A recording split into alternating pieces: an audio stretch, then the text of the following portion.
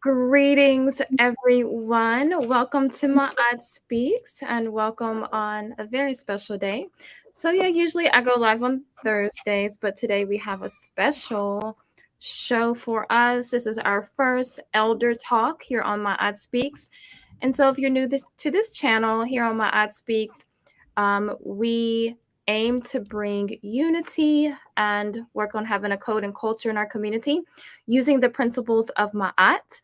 And so those principles are truth, order, justice, harmony, reciprocity, righteousness. So, welcome. And so today, I want to go ahead and introduce our guest for today. It is Brother Clarence from Let's Talk the Better Black Life.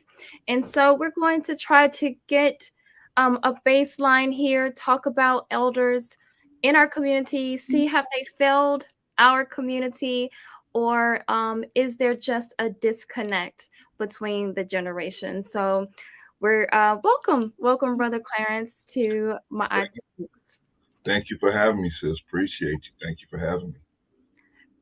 Thank you. So let's before we get started, let's do a little housekeeping first. Let's see who we have in our chat today.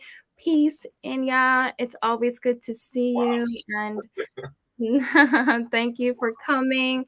And let's see who else around. Peace. Thank you for coming. And I always look forward to seeing you in the chat. And Jess DeWitt, that's my moderator, aka All right.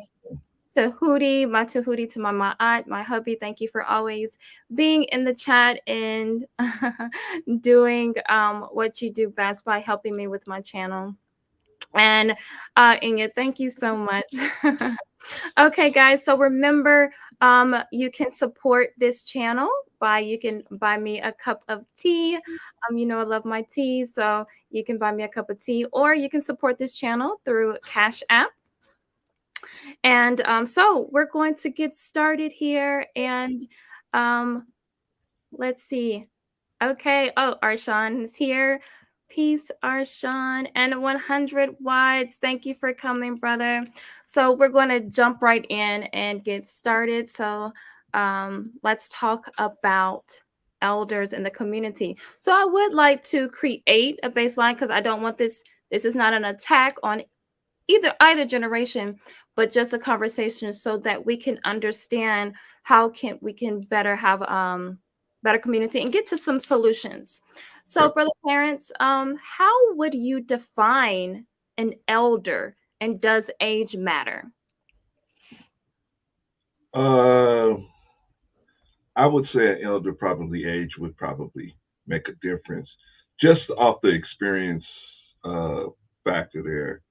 And I would define an elder as probably somebody who has the right amount, the right age, the right amount of experience, and the right amount of ability to relay that information in a constructive way to everyone else. That's what I would, because just because somebody got age on them don't mean they got sense too. So Right. you have to be able to weigh that what you're looking at and be able to measure that. My opinion. Okay. All right. Good. Thank you for that. So when you were younger, what did eldership look like? What was that in our Black community? What did it look like? Okay, so I came up in the '80s, '70s, and the '80s, and in the '70s and '80s, corporal punishment, different things like that was no big deal. You know what I mean? I mean, the teacher had, they would, the parents would tell the teacher, if you got to swat them. You know what I mean? So it was a different mindset as far as how to discipline children at that time. Um, and then the children, it was a lot more, respect was a lot more involved in dealing with elders. You know what I mean? You didn't just, like how now they just say whatever they want. You didn't do that back then. You know what I mean? You didn't do that back then. So you know what I mean? I don't care who you thought you was. You didn't go up against no elder. Even if you did, and the elder let you get away with it, if your parents found out, you was, man, it was real serious situation. And the black church was heavily involved back in the day, with community at that time. A lot of black churches. It was basically we had a lot more faith-based intervention back Mhm. then, and now, fortunately, if you look around the black churches, most of them are on their deathbeds. You know what I mean? Unfortunately, but so you had a lot of different not a lot of different ways of intervening with the community and with the young folks at that time. Now it's all of those things have gone away. We had the Boys and Girls Club. We had, and if you was in a black community, it was usually a black person running that situation, and they Mhm. was about respect. It was older people. Respect was a big thing. Unfortunately, now it's not so much. But yeah, that's how it was back then. You had to respect your elders. That was it. Period. Okay. And why do you think that is the case for the black church not being a part of as much as a part of the black community as it was back then? Um, well, in my opinion, there's two reasons. There's two reasons. One, the first reason was the crack epidemic. Okay. It came into the black community probably around the early '80s and on, and it just exploded. It took out everybody, just about, every good organization that was trying to go through the black community and try and do something. The crack epidemic came in and just pretty much took a chunk out of everybody. Mhm. That coupled with President Reagan uh, defunding educational programs, because a lot of us I was one. I was a latchkey kid. I had like a set of keys, and if you put them around your neck, I still do it today, right? Mm. But I was a latchkey kid, so you come home from school because both parents were working, so you come home from school and you let yourself in, right? And so because there was no parent in the house, there was a lot of latchkey kids. The government had programming on TV where they help you with your homework, and they had programming to teach you, different things, even though until the parents came home, right? Well, President Reagan came in and cut the budgets for all of that, and he threw that money that they was throwing in education and threw it into the savings and loan debacle. Of course, that debacle, but you guys are too young to know about that. But look that one up. But anyway, they basically just took the money out of the educational programming. So now with the and missing uh, of the teaching of you of the good morals on the TV, and the church falling into this trap, or in the community falling into this trap. The only places we had to go where we were getting good teaching, getting caught in these traps, everybody's out there on their own. Mhm. Mhm. Unfortunately, yeah. So Okay. that's kind of caught You up. kind of touch on kind of when that change did happen. So, there's a lot of talk of like protection in our community. Do you think elders are currently being protected in our communities? No, not by not by the masses. Like back when I was coming up, you knew. I don't care how mean Mr. Johnson was when you stepped on his grass. You knew not to throw no rocks at him. That you knew. You just knew better. Now they don't have no respect for nobody nowadays. But I can't blame it all on Reagan, because Right. I'm not blaming it all on him. I'm just saying that's when the ball got rolling. Mhm. By the time you come into the '90s, now the music is reflecting that there's no Mm. teaching out there, right? All the women, especially particularly black women, are hoes and bees, and Mm. and then the music is either talking about violence against black men, black women, or black children, or the black family, and it pretty much makes anybody who wants to promote the family look soft and weak and terrible. So that came in the early '90s. That kind of walked us into the mid '90s and the late '90s, and from there it just exploded. Right, right. So, um, I think like because I can speak on kind of why our generation has lost respect for our elders from your perspective.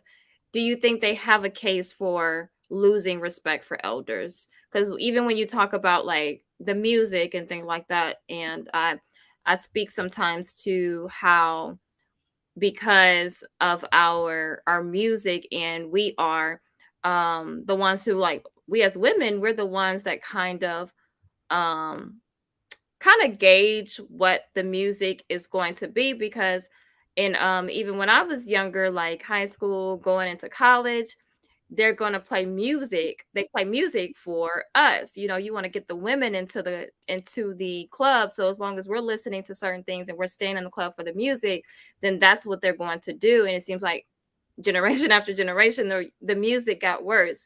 So would you say that we have a case, or our generation, or even the generation that's even younger than me, do we have a case for losing respect for our elders? I think so. I think there's a disconnect there, and I think that you can't blame a person for acting on what they can see. You know what I Mm-hmm. mean? So if they don't see the elders actively working to try to make solutions and do better or do things, then they're gonna, especially the unlearned, they're really they're going to blame the elder. They're gonna say, well, you didn't teach us. That's why we're like this. You didn't teach us, and so we didn't. You know what I mean? Because we was caught up shaking our heads to Snoop Dogg and all that. So we didn't really learn ourselves.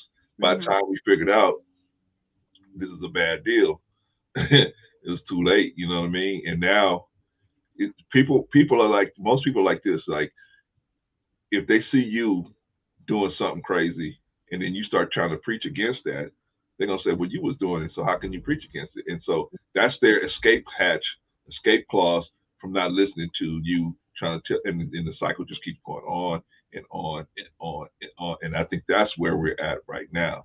I don't think that people, it's like me, I give a lot of people advice. Man, y'all y'all got no idea a lot of the stuff I do behind the scenes, right? But most of them don't take it, and then they get caught up in these big beefs, right? And I try to explain to them, hey, this is what's gonna happen if you continue to do this, right? And they either split up or go into beefs, and I'm like, okay, well, what can you do? You know what I mean?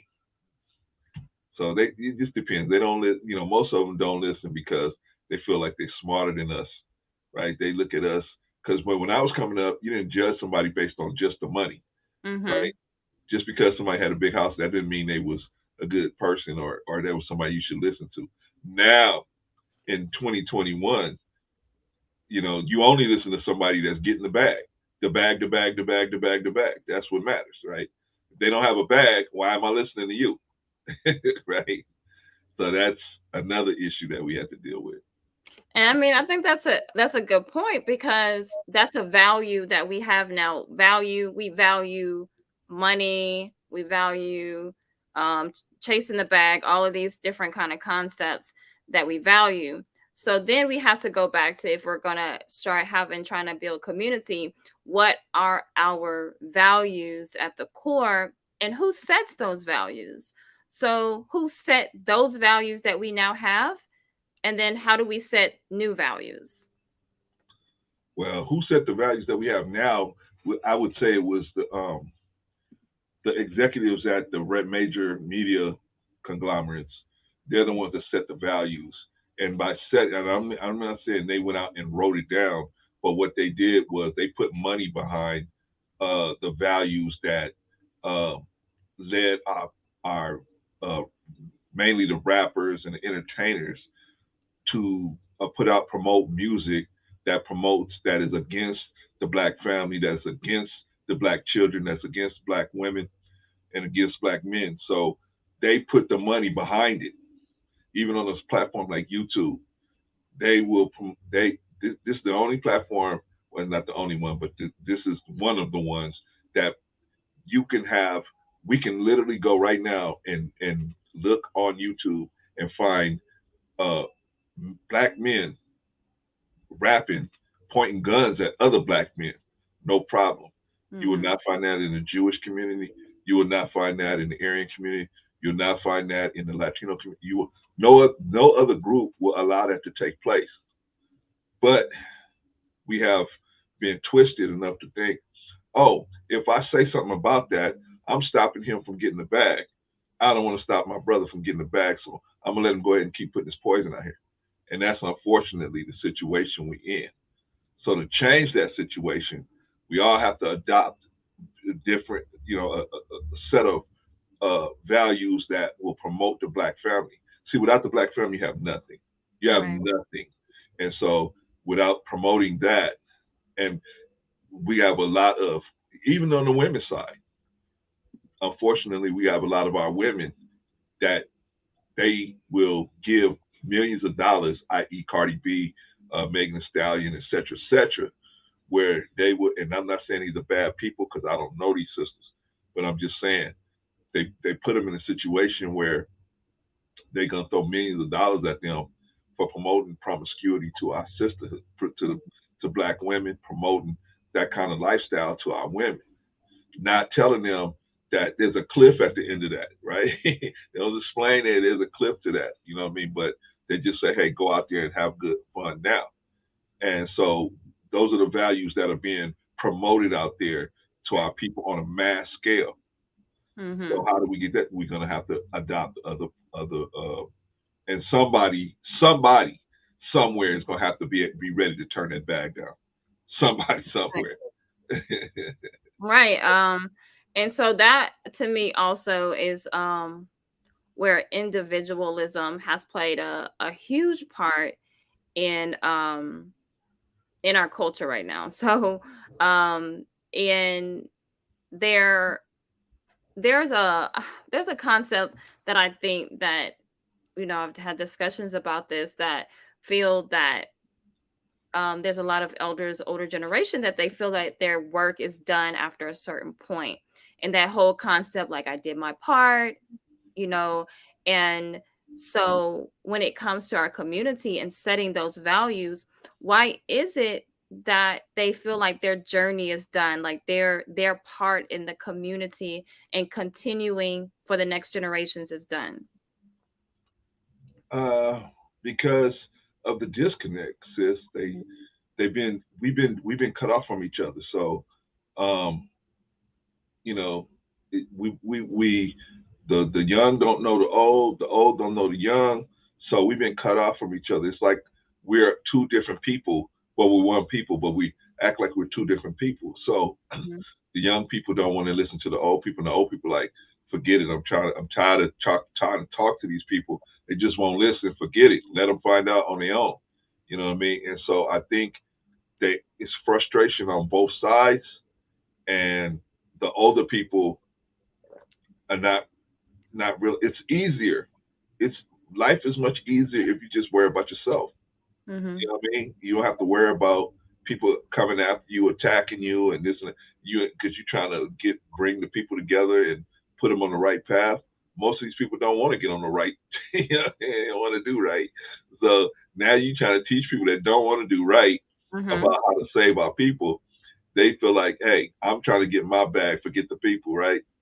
And I think it's translated over into a lot of the elder people because they feel like, hey, I they ain't listening no way.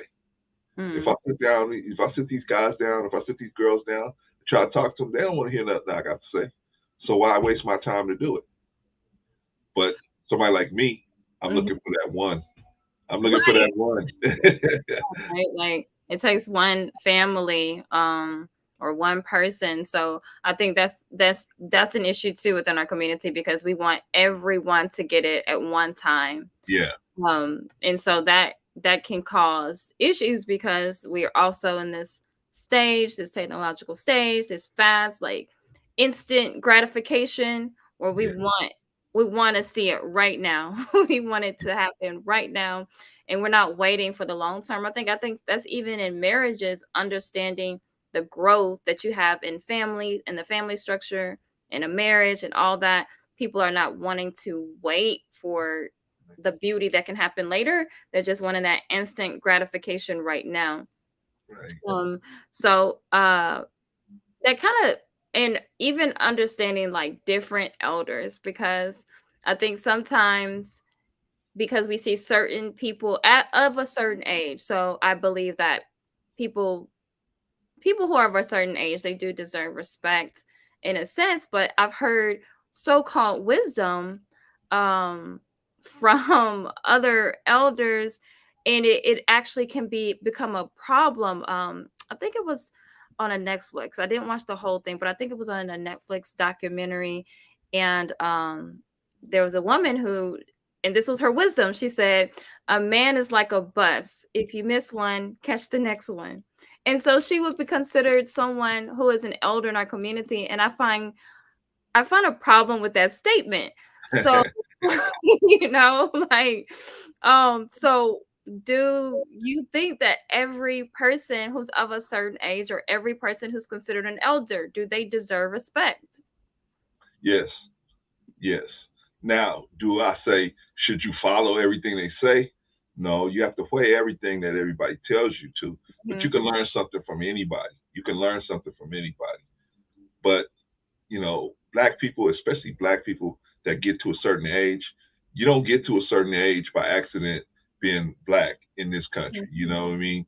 It takes some effort to get this far. I'm 53. It takes a lot of effort to get to be in your 50s as a straight black man. It's it's a lot of work. You know what I mean? And so I say everybody deserves respect, even if they're not an elder. They because I'm a trainer, and we train people with, we have a class called mutual respect, and everybody just deserves respect right off the bat. And I know a lot of people will push back on me and say, "No, man, see, respect is earned." Right? I know they do that, but no, I'm not talking about respect as far as in a profession or as a counselor. Yeah, that's earned. You got to show credentials to be able to counsel people in a certain way. But as far as respect as a human being, we all deserve respect as a human being. Now, an elder that is taking the time, to his or her time, to actually reach back and try to teach, that's another level of respect that we need to be preserved. Because if you don't do that, see, everybody ain't crazy like me. I'm crazy. I'm not rap tight. See, I'm gonna still do this no matter what, whether anybody listen or not. Right? I'm gonna do it anyway because I'm not rap tight like that. So I understand. Some of us just love our people that much, but we just gonna do it anyway, right? Hmm. Yeah, we'd like to get monetized, but we ain't getting monetized now, so we still doing it. So you know what I Right. mean. So, but yeah, I think that everybody it deserves respect. Even elders, they deserve respect. Now, the difference is whether you're gonna listen to their advice or not. Like the sister gave was talking to that advice on Netflix. That's something you got to weigh in your life and see if that makes sense to you. If that makes sense to you, cool. If it don't, then you know that you gotta, But nobody is above, even Brother Clarence, nobody's above weighing what they say, right? You gotta weigh what they say against the best of your knowledge and then make a move from there, in my opinion. Okay. So, and I agree with that. And it's like to a certain extent, because when you think about, there's people my age or a little older than me who they they're like pushing a certain narrative. And what happens is they end up getting old. So my grandmother used to tell me, a young fool just ends up becoming an old fool. Correct. If So they're lucky, yeah. right. And so it what happens is I understand, like you saying, weighing that. So me, the person like me, I can listen to that and say that I'm not taking that advice, Right, because that's not how I live my life. But then right, someone else who doesn't necessarily have my values, or does not think like me, or who is less who just kind of listens to anything that anyone says, then the issue becomes is that they're spreading certain things that is kind of hurting our community instead of helping our community. So how do we deal with it? And I understand the whole concept of not everybody can't be saved, but I think there's some people who are sponges, who can be saved, and then Mhm. it becomes an issue because we have people who are pushing certain narratives, and like I said, they become kind of old fools, and then they're become considered to be elders and be wise. Um, so I guess the question there is just kind of, how do you deal with people who are pushing the wrong narrative, but because they're of a certain age, they're seen as being wise. And even if they say it in a certain way, sometimes people speak things in a certain way that makes you think that they're wise. Um,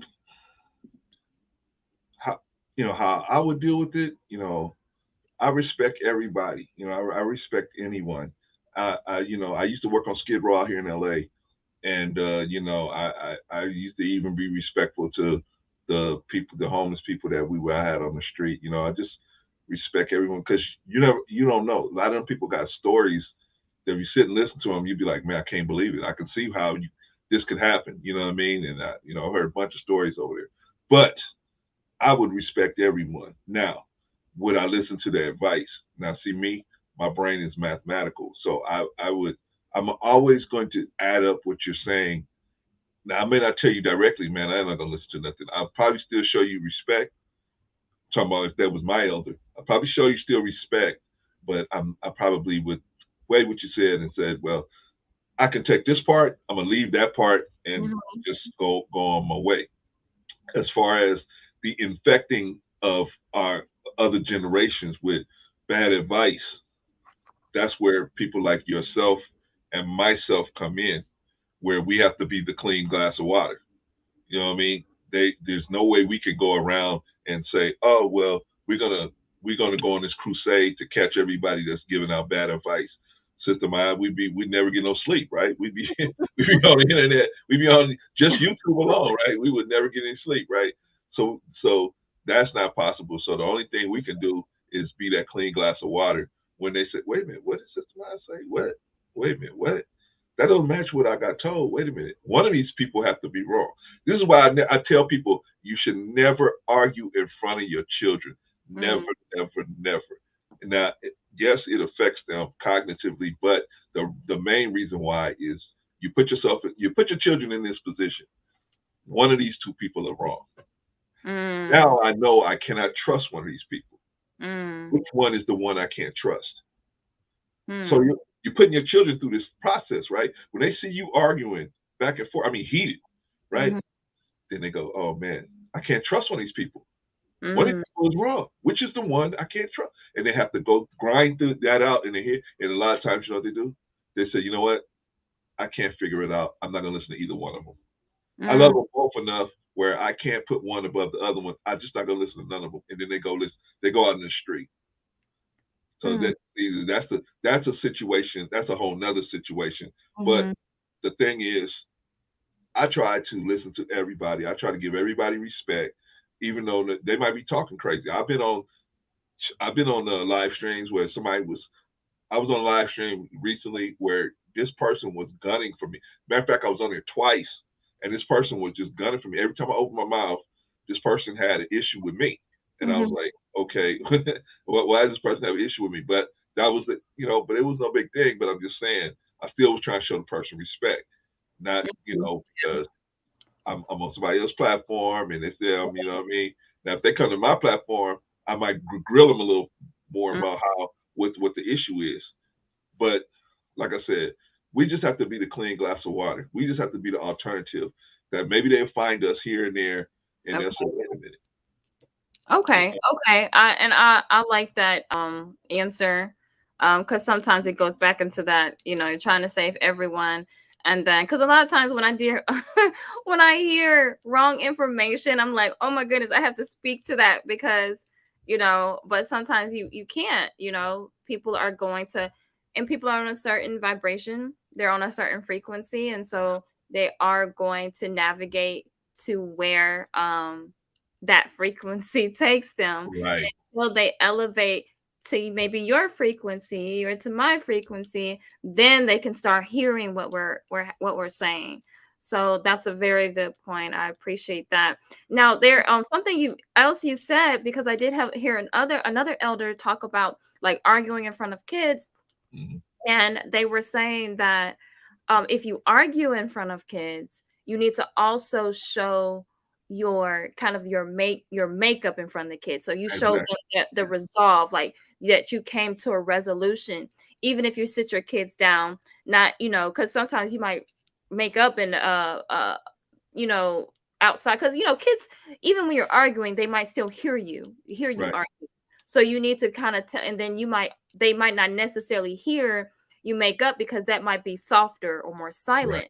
So helping them understand that, okay, mom and dad have this argument, and this is what came from it, and under helping them understand through that. I think that's something we've missed a lot in our younger years, Right. being in certain households. I do try to do that. We try to do that with our kids, Yeah. letting them understand why we had this argument, and kind of how we kind of came out of that argument. Because I did not think about what you just said. You said, because then they almost have to feel like they have to pick a side, Yeah. or they feel like that there is I can't trust one of them. Yes. So thank you for that. I didn't even really think about that. So Yeah. I really appreciate that. I did have we had a question here. Um he said, does Brother Clarence have any thoughts on how our loss of the African understanding of reincarnation has affected the relationship between different generations in our community? So, what do you think about that, Brother Clarence? Um, you know, I don't think. I think. What's the brother's name? Oh, I Shoot. don't know how to say his name. Oh, I don't want to represent. Okay, I'll call him Brother C. Okay, Brother C. I feel like we are so far apart from any of our original teachings, brother, that I don't think our people they're just so far apart from everything. And I don't think if you brought up reincarnation to the average black person on the street, they would they would be it might as well be talking about Mars to them, right? Because of the way they live, and they live in hand to mouth. And Mm-hmm. so just our whole set of values from being not from before we came here, no matter where you were in Africa, whether you were, part of Egyptian or part of other people that didn't look at it that way, whatever, just the set of values that we had before we got over here, it's like a million miles away from the average person. So I think what the average person can what we can teach them is to how to live a better life by being examples of that better life.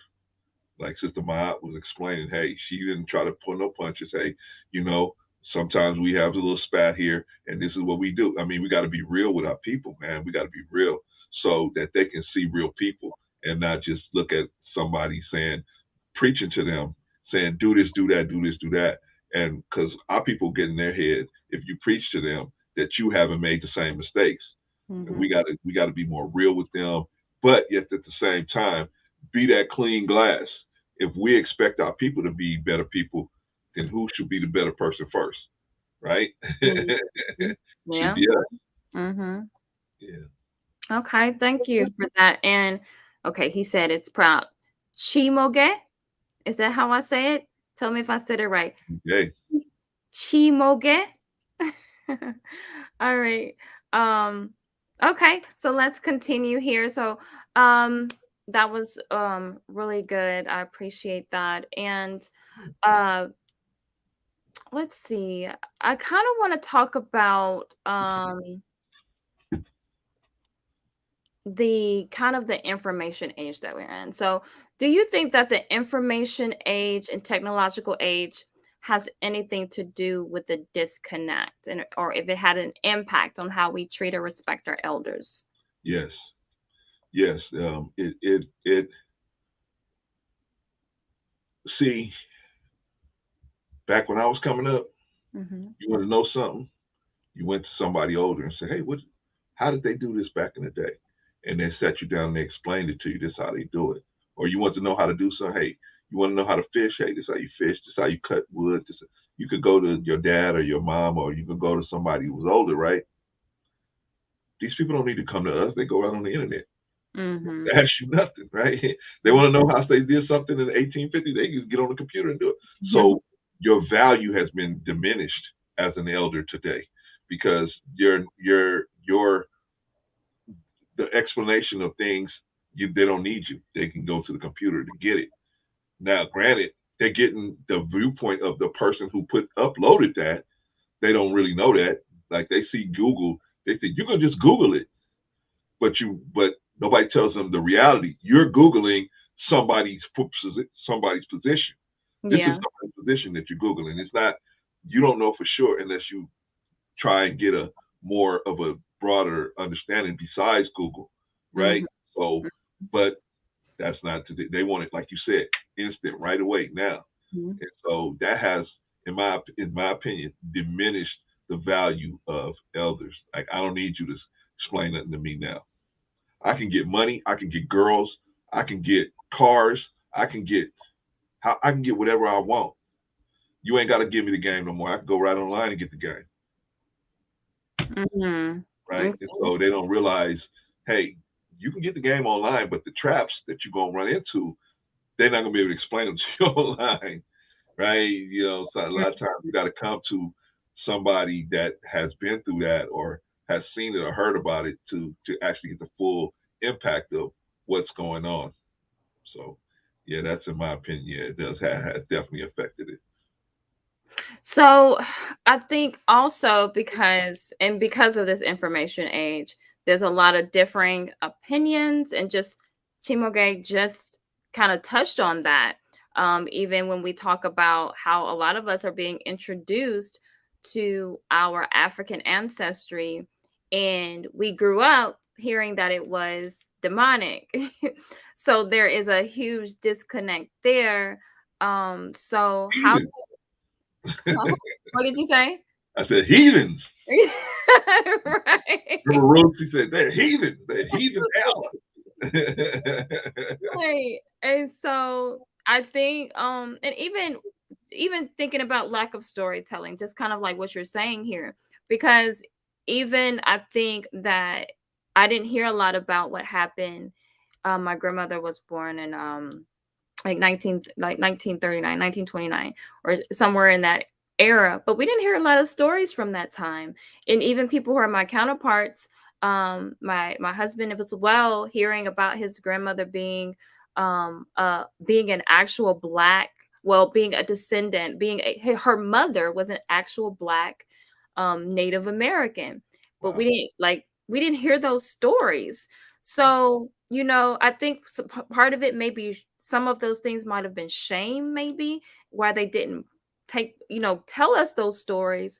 But how do we kind of forge together and say, you're not, you told us that, or I'm not going to say you told us, but you shared in that whole concept of our ancestry being demonic. You didn't pass on the stories. So how do we bridge that gap where we say, how do we talk to people who are saying we can't respect you because this is what you told us, and we have this information in technological stage where we're learning all of this information and we're learning some of the things that were told to us were wrong. So what does respect look like for that when we have such differing opinions? It just, respect is something that's taught in the home first. Mhm. And if it's not taught in the home first, then it's hard for people to pick it up once they get out of the house. Right. And unless they join the military or something like that, it's difficult for them to pick it up once they get out of the house. You know what I mean? So we have to make sure that we to do our best. Now, if you teach your children respect, that doesn't mean they're all going to be respectful. I mean, but you make sure that's what you require of Mhm. them, and you know what I mean, and it'll carry a long way from them. They may at some point put it down, but eventually they'll pick it back up. So it starts in the home. We have to teach our children respect. How do we teach our children respect? they have the same respect between the parents. If Mhm. they see one person that doesn't respect the other parent, then they say to themselves, "Well, this person don't respect this person. Why should I?" Right? And Mm. men, especially, we don't even think about it like that. When we mistreat our women in front of our boy children, they start mistreating the woman too, and Mhm. they start what the kids call sneak dissing her, right? They start mistreating mama and saying little slick stuff to her, and we like, why are you doing that? Well, they saw you do it, so Mhm. so you have to show them how to respect the woman, especially black women. Black women are the most disrespected women on this planet. They're the most disrespected women on this planet, and a lot of it is because they got in line for it through the Megan Thee Stallions, etc., etc. I don't know if you remember back in the day, there was a there was a show on TV. It was a national TV show called Regis and Kathy Lee. There was a show called Regis and Kathy Lee where Nicki Minaj came on the program and performed. And at the end of the performance, this is why the show is no longer on the air.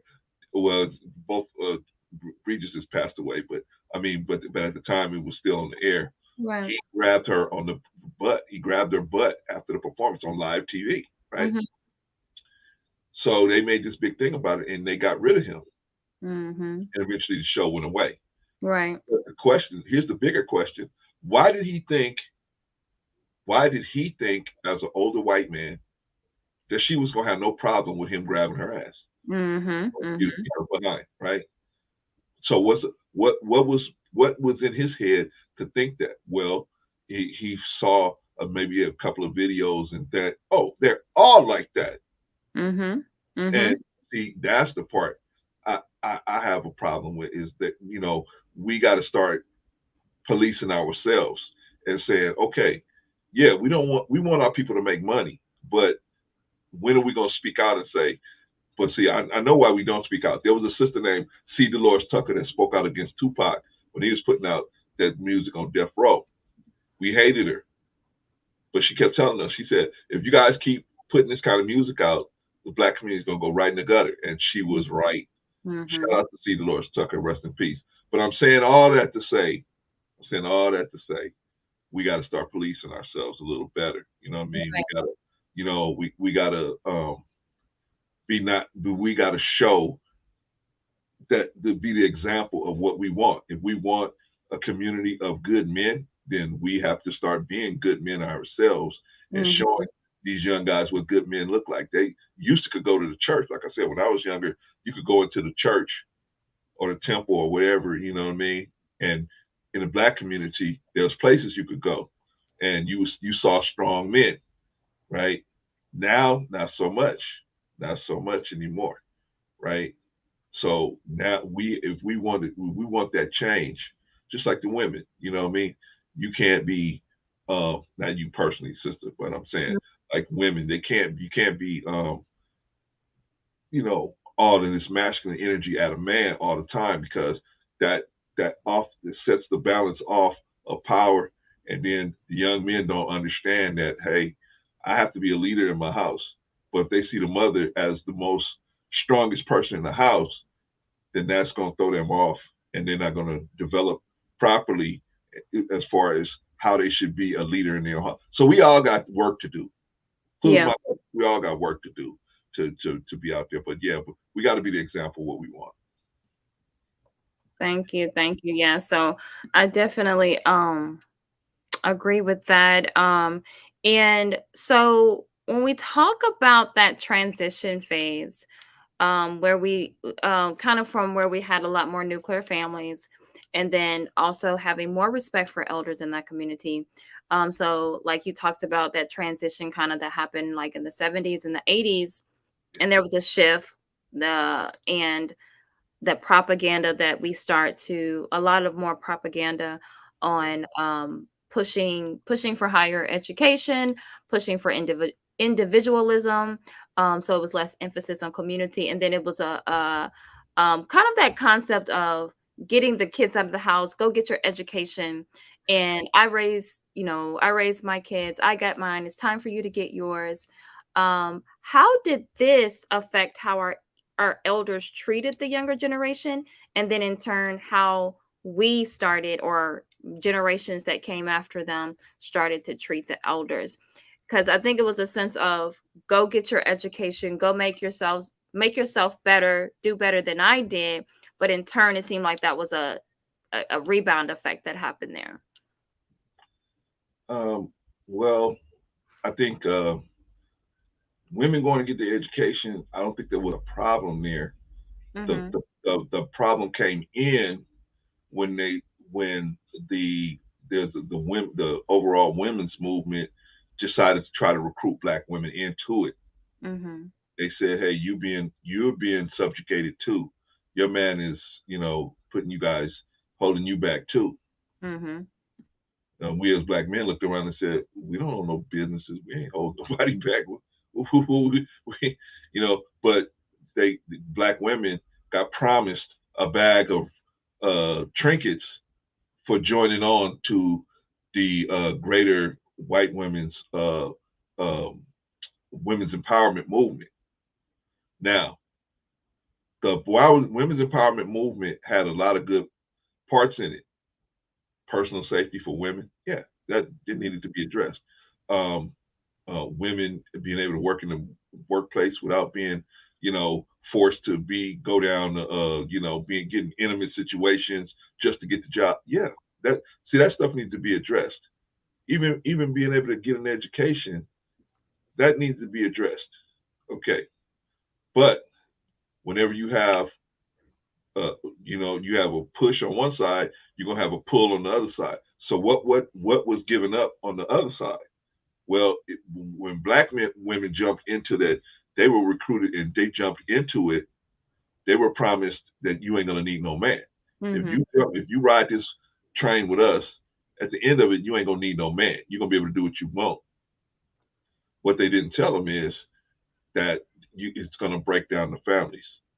Mhm. You're gonna break down your nuclear families, and your nuclear families is what kept us together since we've been here. Is having some kind of ties to each other, right?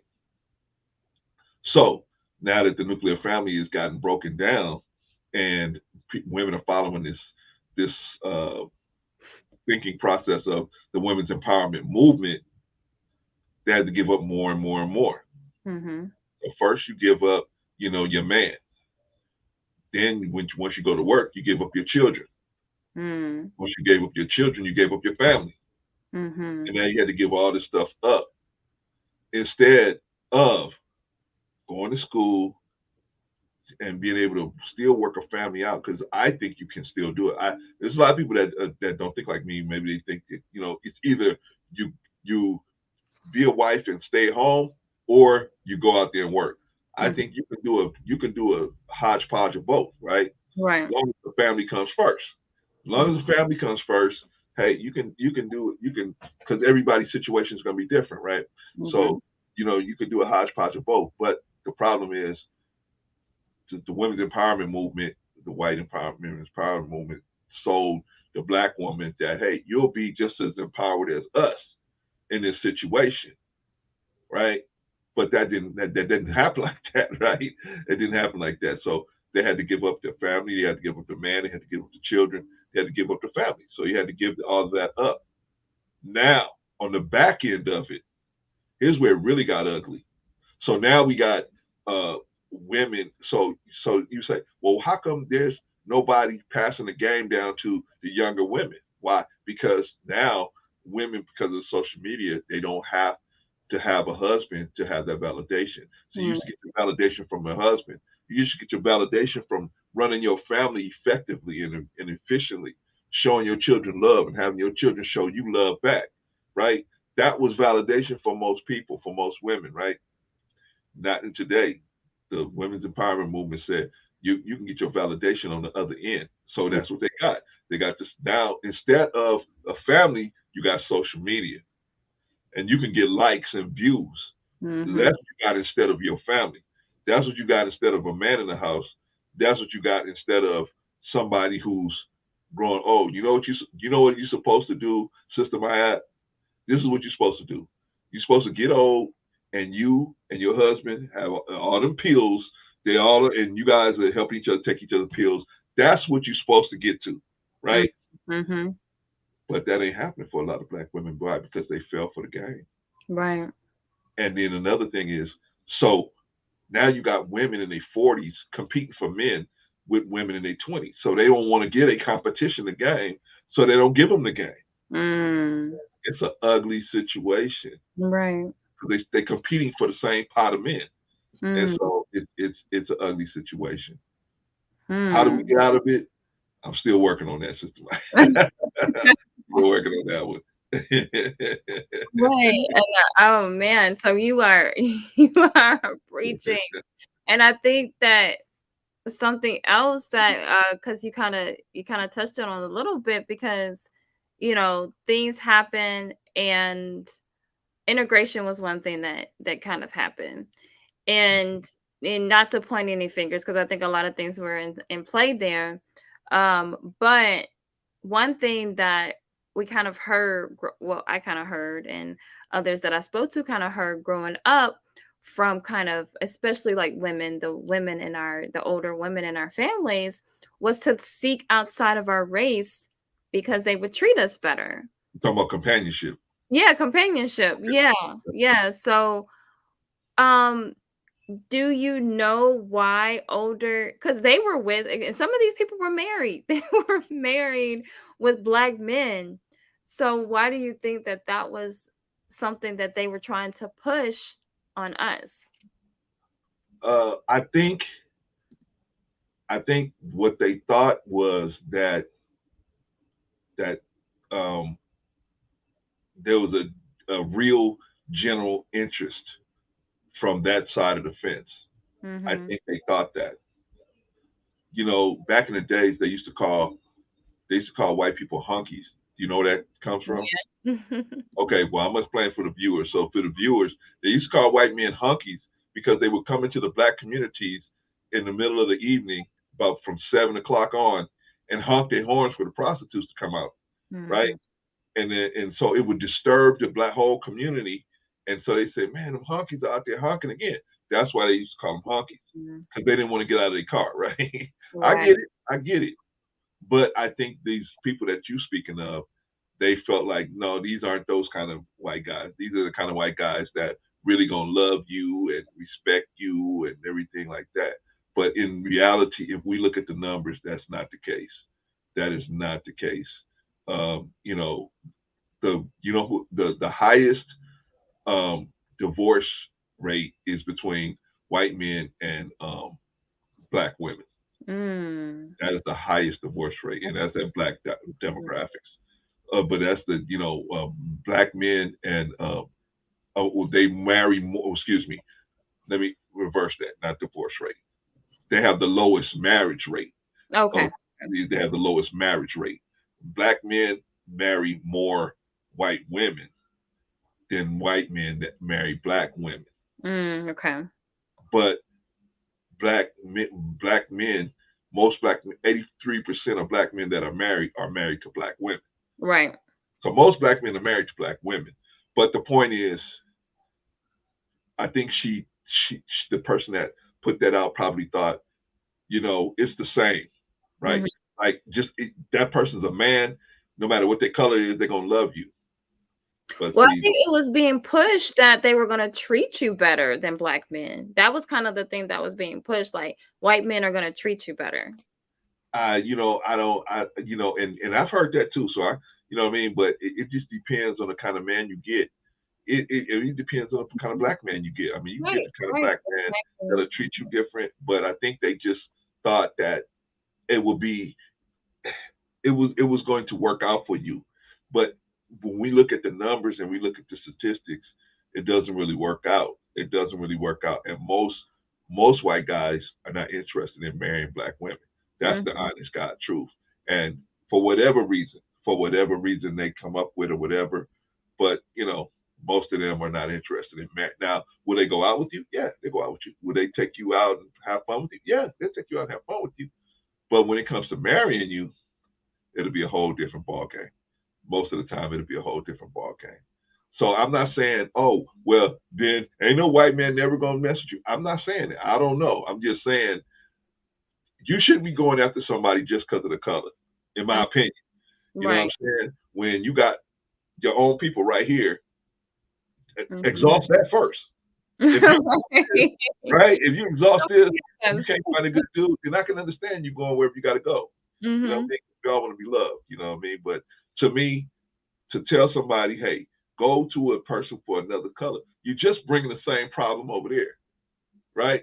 People think like, oh, I'm gonna go date white people because I ain't gonna date no other person, white, a man or a woman, right? I'm gonna just date white women. But you're the problem. You taking the problem there. So it's gonna have the same. They're gonna react. They might not express it the same as a black woman would express it, but they're gonna express the problem too. You're gonna still have the same problem. So why not work on yourself? Exhaust what you got in front of you, and then if you can't find a good black woman, I mean, which I think is, you got to really, you that's a lot of work to try not to be able to find a black one, good black one. But if you can't find a good one, hey, go do what you got to do. Same thing with the black woman. You can't find a good black man, and I say that's tough. But if you can't, cool. You got to do what you got to do. But don't just do stuff just because somebody color. Oh, go date white women because they're better. Mhm. No, that's Right. not. No, character is That's everything. a misconception, and I think a lot of people don't even realize what they go through as interracial couples, and even what happens with the interracial children. So there's Yeah, a lot of things that you have to really think about. I think we kind of bit even within our Black community, sometimes we get a little bit too loose with what we're doing in our communities, and even what we're doing with other people. It gets to be where we're not thinking. We're just reacting. yeah, We're fulfilling our desires, but not really thinking about the outcome of those desires. yes. Um, And that's what So, we've been conditioned to do, that, Sister Maya. mhm, We've been conditioned to yeah, follow your desires. That's mhm, why so many people are depressed. I said this on another live stream that I did last week. Depression can be expressed in a mathematical sentence. mm, Depression is the difference between desire and reality, right? Your desire, what you want to happen, and what is actually reality. The difference there is your depression, right? I want this girl. I want her bad. But the reality is, I've never talked to her. I can't get to her. She don't want to. She don't want to be with me. right, It causes depression. So what comes after depression? Frustration, right? Because depression, you're not gonna move. mhm, Frustration comes in. It has anger in it, and it'll drive you to move to change your depression, right? I'm in my house. The house is nasty. I get depressed because the house is nasty. Then I get frustrated because I'm walking around all this nastiness. Frustration fuels me to get up and go and clean up everything. mm, Now, once I clean everything up, my desire for a clean house more matches my reality of a clean house. Now the depression goes away because I'm not frustrated, and my desire equals more closer to my reality. mm, But see, people don't look at it that way, right? mm, Most people get depressed and they stay there, right? And then when they do get frustrated, they not see, either you got to do one or two things. Either you got to work hard to change, because the frustration gonna push you into one or two things. Either you're gonna work hard to change the depression, mhm, or you're gonna take the nuclear option. And so the nuclear option is, I'm just gonna go and, you know, that nuclear option might be just a person just, I'm gonna just sit in this depression till something happens. Nothing's gonna happen unless you get up and go to work, right? But mhm. yeah, so yeah, that's how I feel about, the thing about, dang, I forgot what we were talking about. I got so far. I hope I'm giving you some So good. it was definitely linked. And so, or the top of the hour, I do, before we get kind of to talking about solutions, just I do have a question, because Okay. the the title of this is "Have Our Elders Failed Us?" So do you think, and in the vast majority, do you think the vast majority of elders have failed us? Yes. Yes. Okay. So Yes. why do you say that? I say that because I'm just looking at the results. I mean, 70%, over 70% single mother rates, over 70. of women not married in the black community, crime high in the black community, incarceration high in the black community, um, lawlessness, uh, disrespect of women, disrespect of life, disrespect of children. We got in the black community, we got children catching random bullets in the black community. There's typically no other community except for third world countries where children are catching bullets. But in our community, they're catching bullets. They ain't Right. got nothing to do with nothing. And they're catching random bullets. I mean, we look at the situation, but now I'm gonna say why I think that most of the elders walked away. Like I said, because we have been taught a lesson, and we got taught it within Black Wall Street, Rosewood, and Marcus Garvey's movement, and other movements that tried to bring Black people together. We face so much brutality and so much viciousness from the white society that we just learned to survive better. We better just chase our money, chase our. We better not look like we're trying to form together.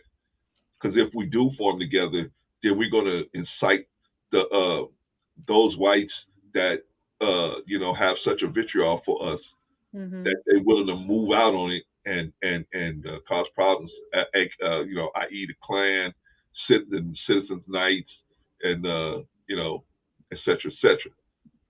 And most of them are backed up by the local governments. So facing all that brutality, most of us learn, hey, let me just look out for myself. Because if we try to put a movement together, they're gonna jump in. Not, let me give you an example.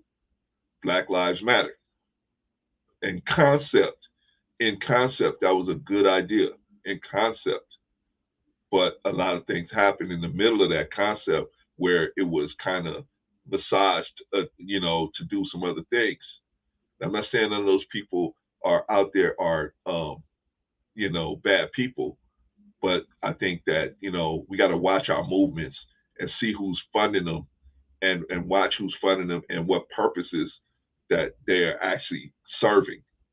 Because I think that was a movement that could have did a lot of good, a lot more good than they have.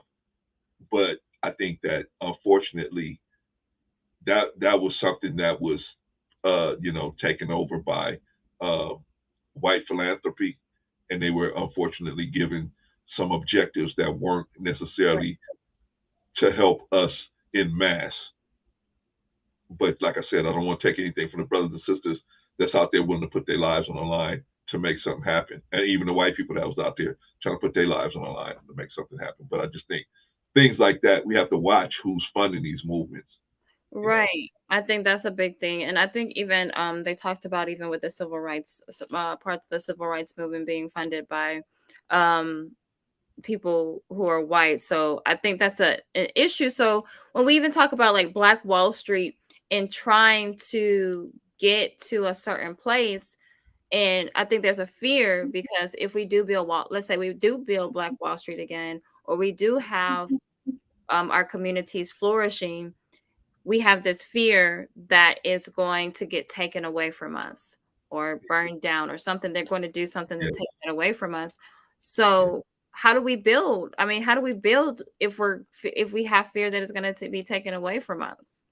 Love, love. We have to love each other. Once Hmm. we love each other enough, and we have to be taught that we are not all bad people. You know what I mean? Like a lot of times, it's easy to get on the bandwagon. I hear content creators saying the community. Whenever I hear somebody say community, I already know where they're coming from, right?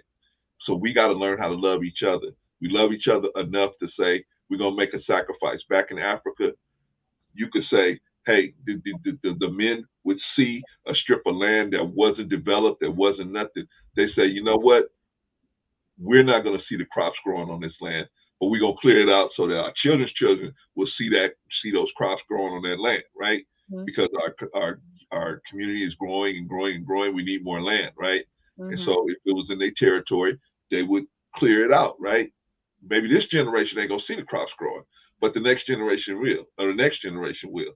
But we got to think about it like that. Like you were saying before, we want everything right now, right? So we got to think in this terms.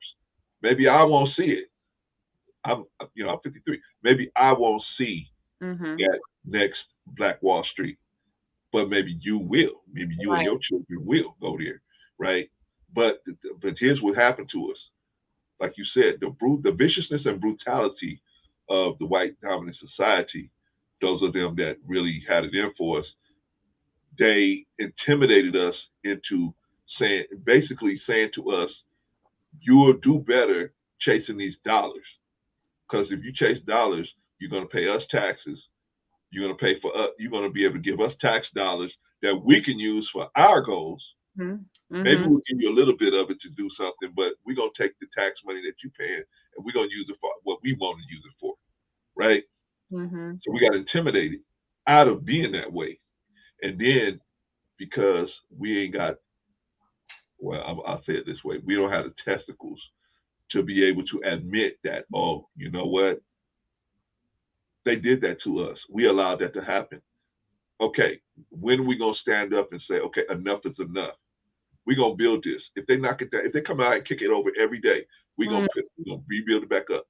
Like ants. You ever see ants? They just build. You knock that hill down, you come back out the next day, that hill's right back up there, right? Send it back up there, right? Same thing with bees. You see a little honeycomb up there, you knock it down, come back in a week later, it's back up there, right? Because they have such a strong love for the group that it doesn't matter what anybody does. They're going to rebuild that. They're going to do what they do, and that's it. But we got to have the same love for us. We taught them. We was here before them, so we taught them. So, but we got to get that back. We have been intimidated out of it by the dominant society. We've been intimidated out of that, and so we got to drop that intimidation. But we don't want to admit it. See, the men of us, the guys my age, we don't want to admit that. Oh, we were intimidated out of doing that. So it's easier for us to say, "Oh, them ends, they ain't worth doing nothing for," instead of saying, "Wow, we was intimidated." Okay, now let's don't be intimidated no more. Let's put this thing back. Let's put the train back on the track. If they come and kick it over, they come kick it over. We're gonna put another one back up there, and another one, and another one, and another one, till finally they'll just have to go at it another way. And they'll do usually how they do. Like I was using BLM as an example of how they can just infiltrate a group by throwing money at it, right? If they can't knock you down and they can't stop it, they'll infiltrate it and throw money at it, right? And redirect the purpose, right? So, it's just learning all of these things and being able to relay them to our people in a way where, in a way where they will listen. Because most of our people, they're so busy trying to get this bag. Like me and you, we having a beautiful conversation right now about our people and how to get our people up out of the mess they're in, right? Right. Where's most of the people at? They over there, and anybody talking about getting money or, whatever, or dating or whatever, that's what they're doing, right? Because they feel, why do we need to listen to that? I got mine. So why I need to listen to that? But you only got yours until they come knocking on your door. Then you're going to come looking for us to help you, right? You're going to want to come looking for your people to come help you. So you don't want to get caught in that bag. That's why, get your money. I don't have nothing against you getting your money, but always stay plugged into your people and what their needs are and how you can help. My opinion. And yeah, she asked, what is community? What is community? That is it's a play on words from South Park. Whenever they was talking about the bad part of town, they would say the community, right? So Eric Cartman would always say the community, right? And so it was when he was talking about the low rent district or whatever, right? That so now you have Black content creators, when they're talking about the Black community, they'll say the community. Inside joke, unless you haven't watched South Park. And she asked another question here. She says, can the elders redeem themselves, or is it a lost cause? Are they too set in their ways? Depends. Depends on who depends on who you talk to. You know what I mean? Some of us are, you know, we just committed to doing what we can, how we can do it, and then some of us are not. So, I don't, I can't speak for other people. I don't, you know, whether they. I mean, I think anybody can be redeemed. Let me say it like that. I think anybody can be redeemed, but the desire for them to want to be redeemed, I don't know, because like I said, it's so much easier to throw rocks at us.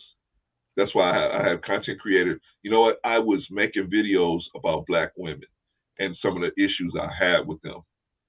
Because I go after everybody, black men, black women, black men. And so I was making videos about black women and you know single mom rates and all that, and I was doing all that right.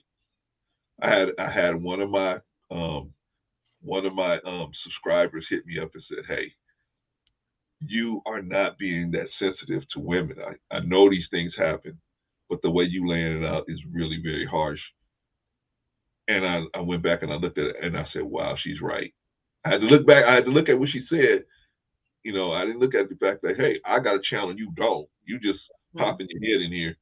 But I said, oh, okay. I went back and looked at some of the videos. I said, I was a little stern on that one. You know what I mean? I could have did better on that one. So Mhm. I try, and I told the sister, I said, you know what?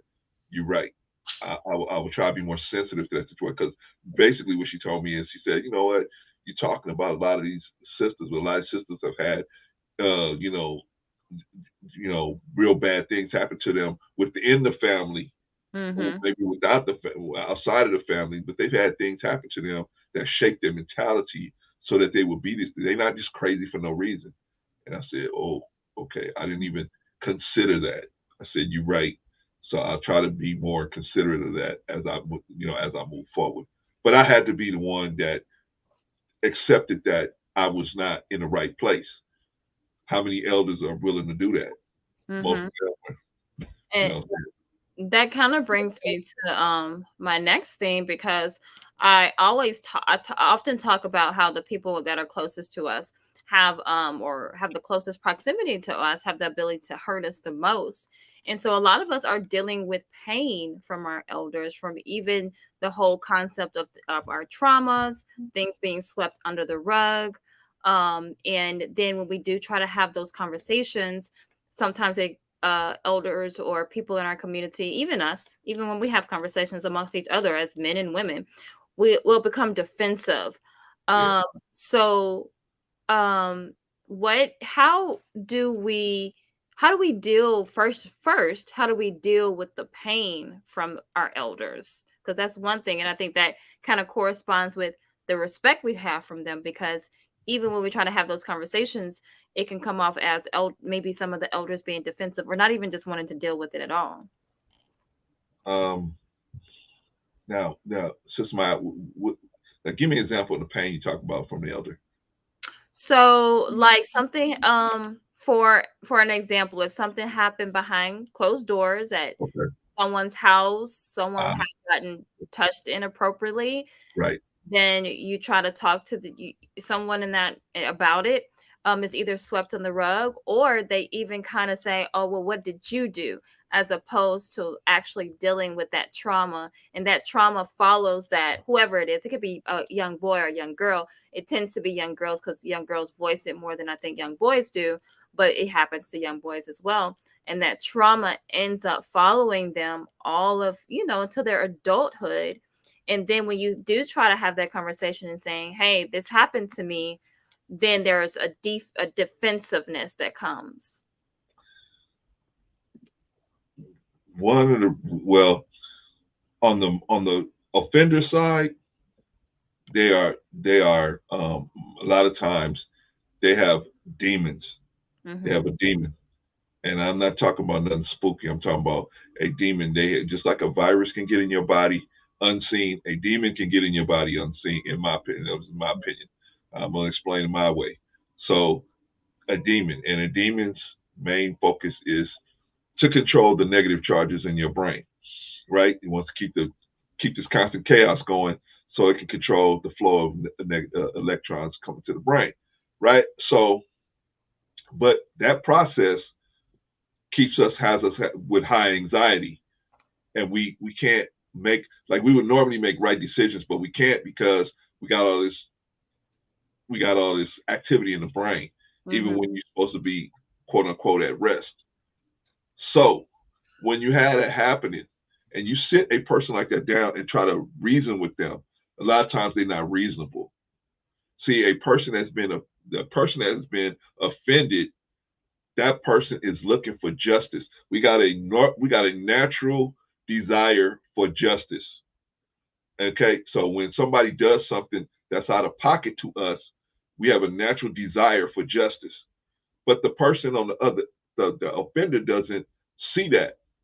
He's just trying to keep himself safe because of the demons in his head. He's trying to keep himself safe. The other person, that the offended party, is just looking for justice. Hey, let's resolve this so I can feel like I can move on with my life.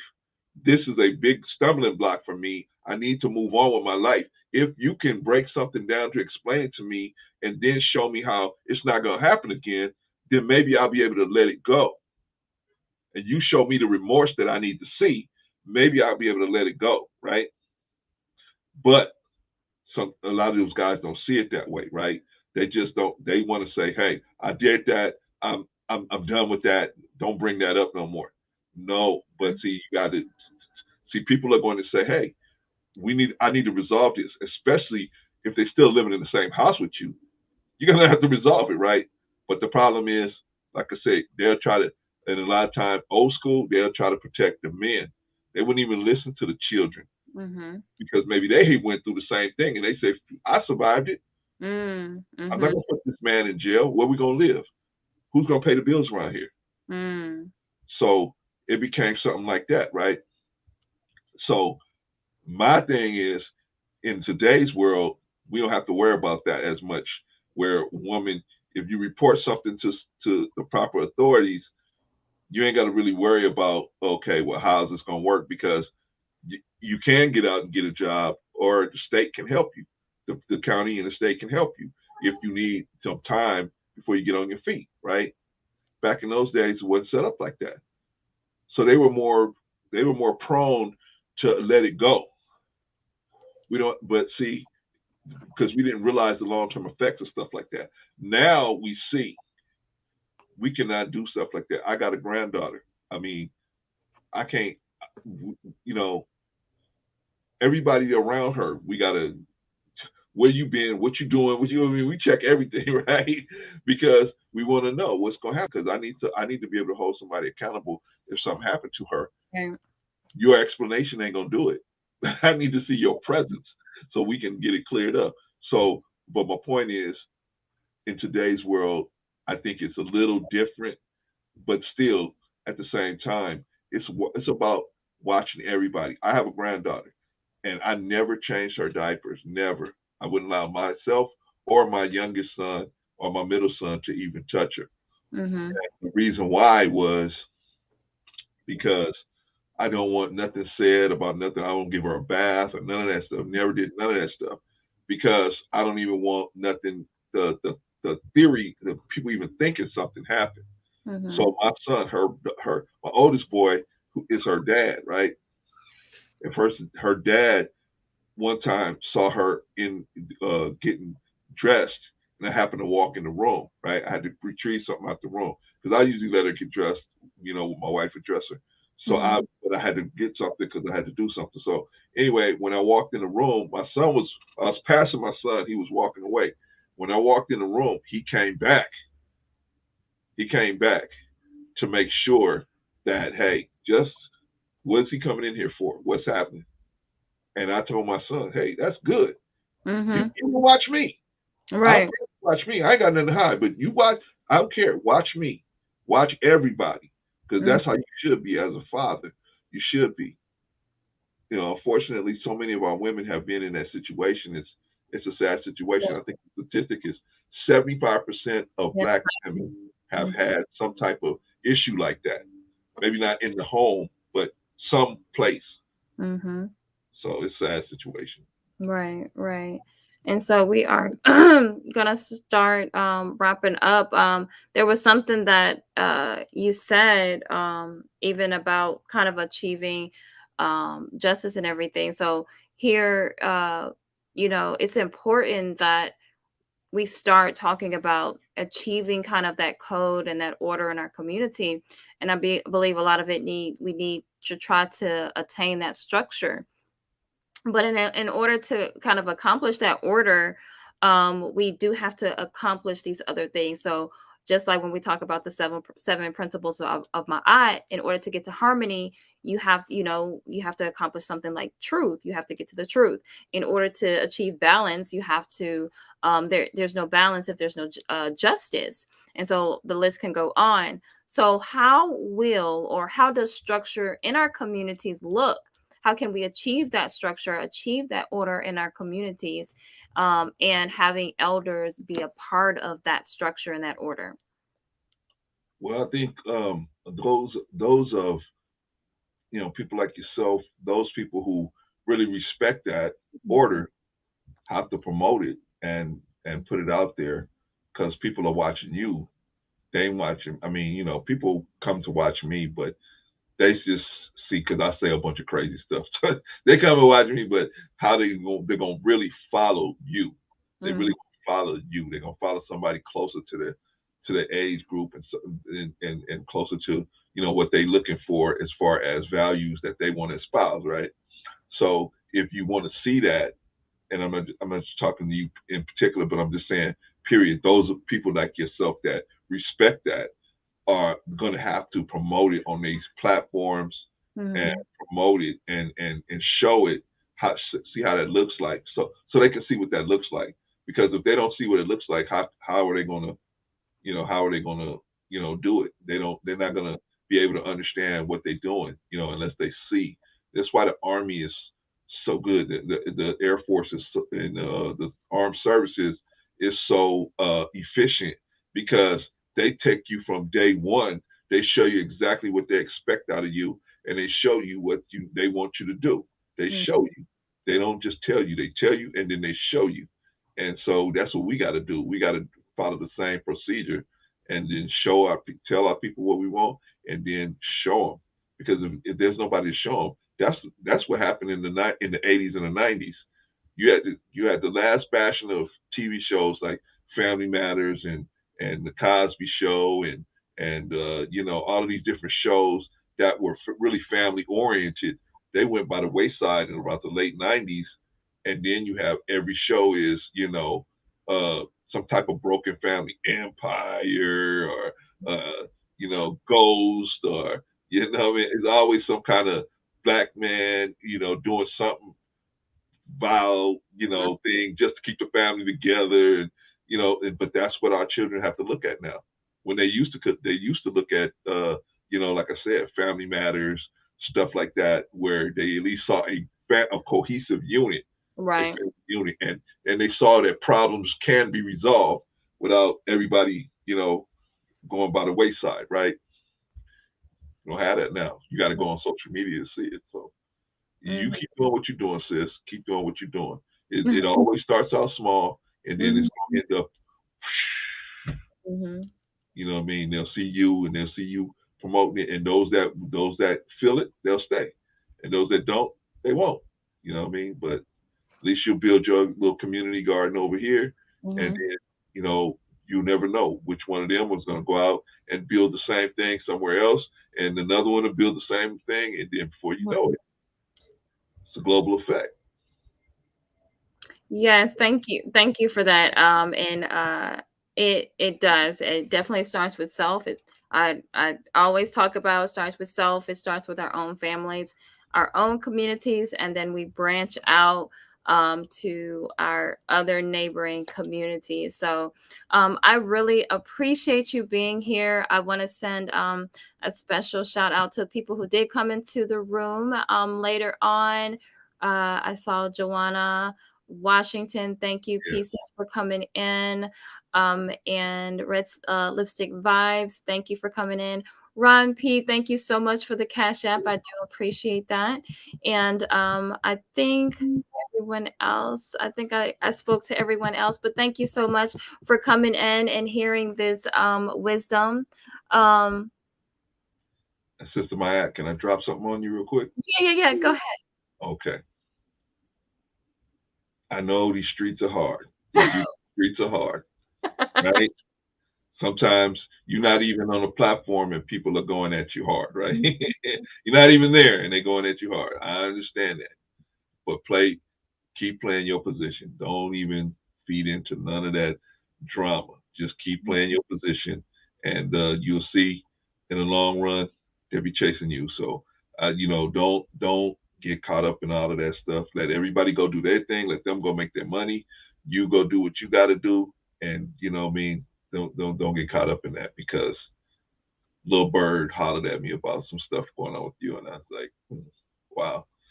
But I'm glad to see that everything's working out. Yeah, I choose to just, keep doing what I'm doing. I'm not going to feed into any negative energy. Good, good, good. Yeah, I mean, and I'm a baby to this to this to the YouTube streets, to the YouTube world. And so it's you live and you learn from different things, and that's it's all it's all good. You live and you yeah, learn. And yeah, I choose to continue to try to spread positive energy and what I value. yeah, And I do appreciate that. I do yeah, appreciate yeah. your words of And wisdom. if you And ever need to just holler at somebody behind the scenes, mhm. holler at your brother. We can, Okay. chop it Thank up. you so much. Thank All you right. so much, Mother Clarence, and thank you for Thank coming here you for today. having And you have a wonderful rest of your Sunday.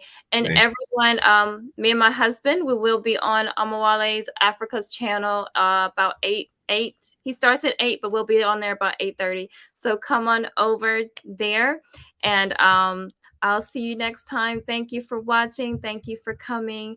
Peace, family. See you next time.